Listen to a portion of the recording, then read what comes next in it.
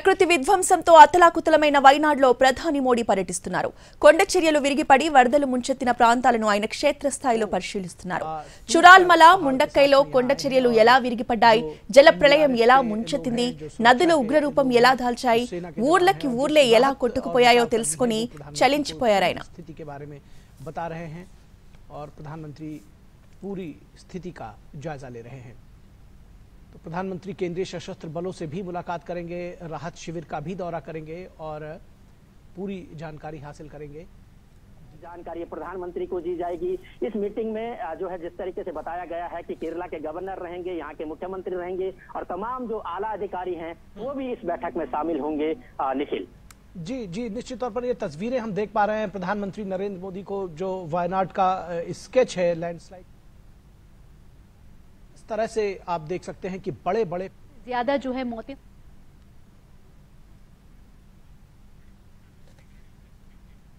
ఉదయం 11 గంటలకి కన్నూర్కి ప్రత్యేక విమానంలో చేరుకున్న ప్రధాని మోడీ అక్కడి నుంచి హెలికాప్టర్లో వైనాడ్కి చేరుకున్నారు. వైనాడ్లో కొండ చర్యలు విరిగిపడ్డ ప్రాంతాల్లో తొలుత ఏరియల్ సర్వే చేశారు. ప్రధాని వెంట కేరళ సీఎం పినరయి విజయన్ ఉన్నతాధికారులు ఉన్నారు.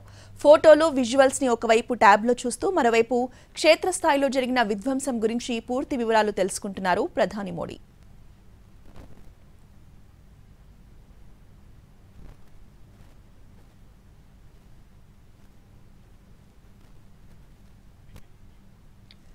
భారీ వర్షాలకు కొండ చర్యలు విరిగిపడి చురాల్మల, ముండక్కైలో వందల ఇళ్లు, షాపులు, ఆసుపత్రులు కొట్టుకుపోయాయి. ప్రకృతి ప్రకోపానికి 417 మంది ప్రాణాలు కోల్పోయారు. రోజుల తరబడి గాలించి మృతదేహాలను వెలికితీశాయి రెస్క్యూ టీమ్స్. గల్లంతైన వారిలో పలువురి ఆచూకీ ఇప్పటికీ లభ్యం కాలేదు. క్షతగాత్రులు ఆసుపత్రుల్లో చికిత్స పొందుతున్నారు. 10,000 మందికి పైగా బాధితులు పునరావాస కేంద్రాల్లో ఆశ్రయం పొందుతున్నారు.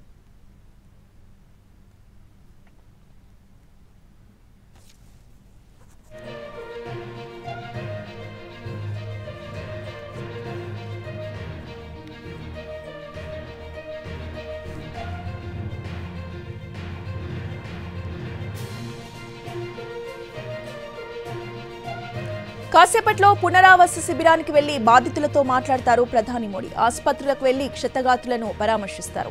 ఆ తర్వాత అధికారులతో ఉన్నత స్థాయి సమీక్షా సమావేశం నిర్వహిస్తారు. సహాయ పునరావాస చర్యలపై ఆరా తీస్తారు. వైనాడ్ విపత్తు గల కారణాలు, ఇంతవరకు కొనసాగిన సహాయక చర్యల గురించి ప్రధానికి అధికారులు వివరిస్తారు.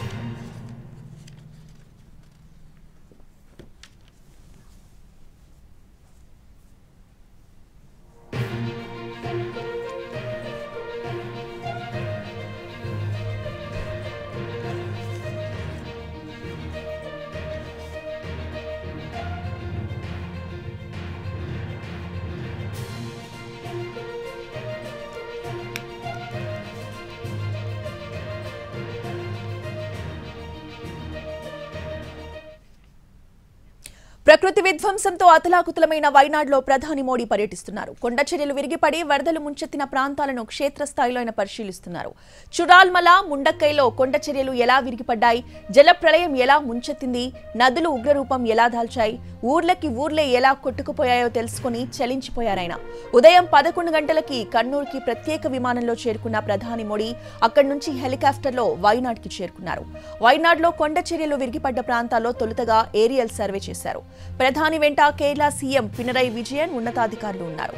ఫోటోలు, విజువల్స్ ని ఒకవైపు ట్యాబ్లో చూస్తూ మరోవైపు క్షేత్రస్థాయిలో జరిగిన విధ్వంసం గురించి పూర్తి వివరాలు తెలుసుకుంటున్నారు ప్రధాని.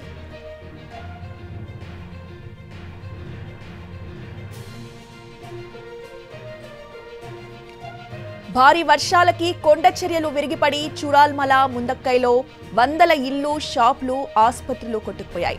ప్రకృతి ప్రకోపానికి 417 మంది ప్రాణాలు కోల్పోయారు. రోజుల తరబడి గాలించి మృతదేహాలను వెలికితీశాయి రెస్క్యూ టీమ్స్. గల్లంతైన వారిలో పలువురి ఆచూకీ ఇప్పటికీ లభ్యం కాలేదు. క్షతగాత్రులు ఆసుపత్రుల్లో చికిత్స పొందుతున్నారు. 10,000 మందికి పైగా బాధితులు పునరావాస కేంద్రాల్లో ఆశ్రయం పొందుతున్నారు.